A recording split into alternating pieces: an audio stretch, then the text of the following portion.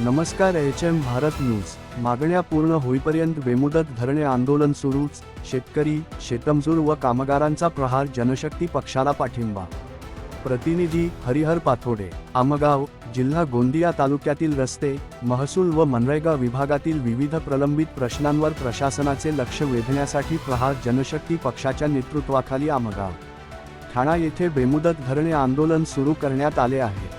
या आंदोलनाला शेतकरी, शेतमजूर, कामगार तसेच सर्वसामान्य नागरिकांनी पाठिंबा दर्शविला असून मागण्या पूर्ण झाल्याशिवाय आंदोलन मागे घेणार नसल्याची भूमिका आंदोलनकर्त्यांनी घेतली आहे।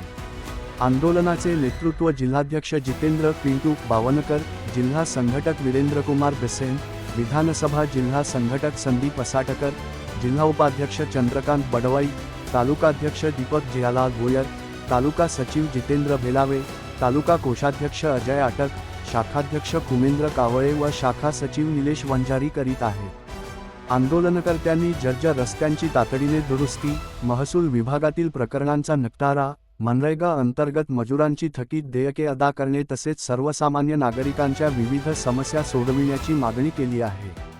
कायदेशीर बाजू। भारतीय संविधानाच्या कलम 19(1) नुसार अभिव्यक्ती स्वातंत्र्याचा अधिकार तर कलम 19(1) नुसार शांततेत व शस्त्रपणे एकत्र येण्याचा अधिकार नागरिकांना प्रदान करण्यात आला आहे।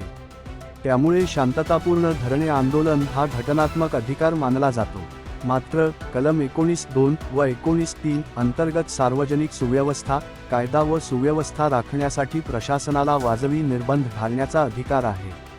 त्यामुळे आंदोलनादरम्यान कायदा सुव्यवस्था बिघडू नये, वाहतूक किंवा सार्वजनिक सेवांमध्ये अडथळा निर्माण होऊ नये याची जबाबदारी आंदोलनकर्त्यांवरही असते। प्रशासनाने आंदोलनकर्त्यांच्या मागण्यांवर सकारात्मक निर्णय घ्यावा, अन्यथा बेमुदत आंदोलन अधिक तीव्र करण्याचा इशारा प्रहार जनशक्ती पक्षाच्या पदाधिकाऱ्यांनी दिला आहे। एकच जिद्द, सर्वसामान्यांना न्याय या घोषणेसह आंदोलन सुरू असून पुढील प्रशासनिक भूमिकेकडे तालुक्याचे लक्ष लागले आहे। का आले ना राणे साहेब आले, पोलीस निरीक्षक। अच्छा, आमगाव मंडल अधिकारी आले, तलाठी साहेब आले आणि नाईक तहसीलदार। काय बोलले या संबंधित विषयावर? ते ह्या संबंधित विषयावर असे बोलले की मी करून देतो म्हणे, एक तुमची झाले आणि एका जो तुटी झाली होती त्यांच्याशी अच्छा, काही चुका दुरुस्ती केलं 7/12ची, अजून दुसरी जो 7 मंगळवारपर्यंत मी करून देतो, पण लेखी देवाले तयार नाही। लेखी दिले नाही, फक्त बोलणी झाली। लेखी द्या आम्हाला, जसे रोडाचा प्रॉब्लेम आहे PW याची पण लेखी द्या आम्हाला। आणि ते जे तहसील ऑफिसचे जो कार्य आहे, तहसीलदार साहेबांच्या हातानं जो चुकी झाली आहे, कोणाच्या हाताने झाली ते आम्हाला माहीत नाही आहे, पण तो ज्याच्या बी हाताने झाली, जो दोषी आहे त्याच्यावर कारवाई झाल्या पाहिजे आणि आम्हाला लेखी दिल्या पाहिजे की ह्या तारखेपर्यंत या आम्ही हा काम करून देऊन तुमच्यामध्ये। याच्यामध्ये नुकसान भरपाईचा काही विषय आहे? नुकसान भरपाई है ना, 3 जो कैसा हुआ सर कि वो 3 साल से कोर्ट का जो आदेश हुआ, कोर्ट का आदेश होने के बाद में 3 साल से जो प्रलंबित पड़ा हुआ केस था, जैसे आंदोलन का लेटर दिए वैसे 3 दिन में कैसे हुआ? ये नया कानून कौन सा आया कि जो 3 दिन में हो गया? यानी सभी लोगों को आंदोलन पे आना पड़ेगा क्या अपने अपने कामों के लिए? हम पब्लिक को आंदोलन करना ही पड़ेगा तभी काम होंगे क्या? ये हम सरकारी व्यवस्था से पूछ रहे। और जो 3 साल से जो भरपाई हमारी जो नुकसान हुआ उसकी भरपाई कौन करेगा? और आपकी मांगनी पूरी नहीं हुई तो क्या करोगे? बेमुद्दत आंदोलन है और ये आंदोलन उग्र आंदोलन होगा। आज दूसरा दिन है, जैसे जैसे लेट होते जाएगा वैसे आंदोलन अब उग्र होते जाएगा।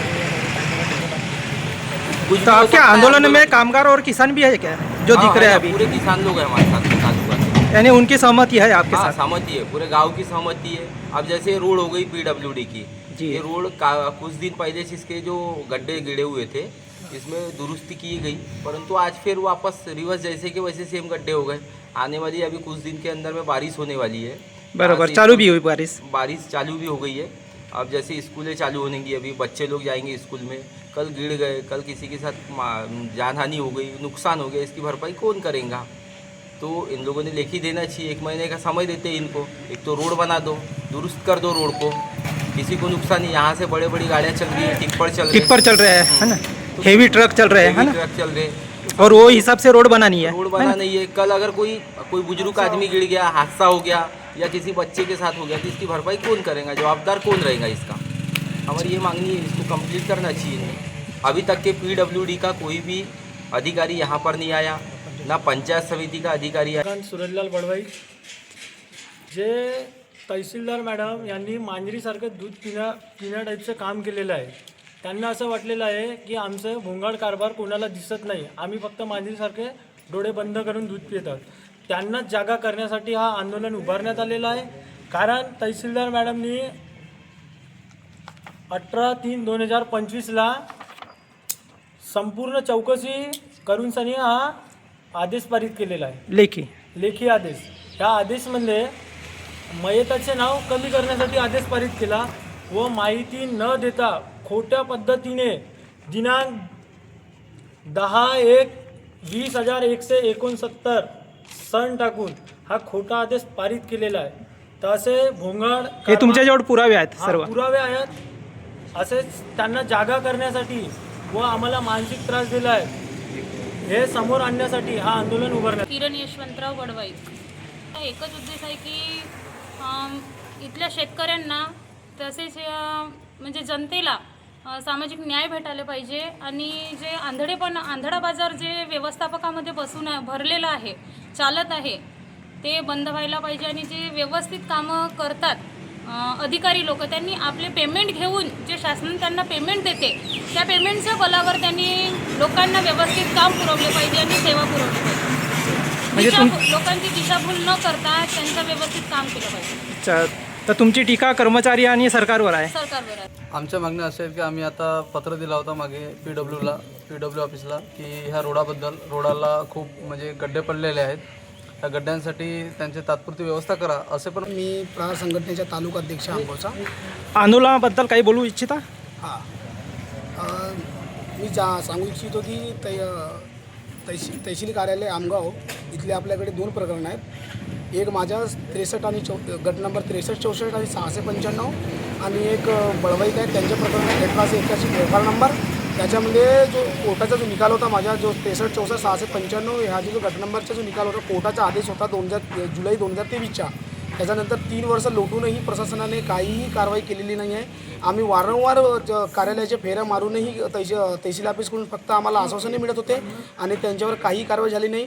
एक अधिकारी बोलला की ह्या टेबलवर गेला आहे, तो अधिकारी बोलतो त्या टेबलवर गेला आहे.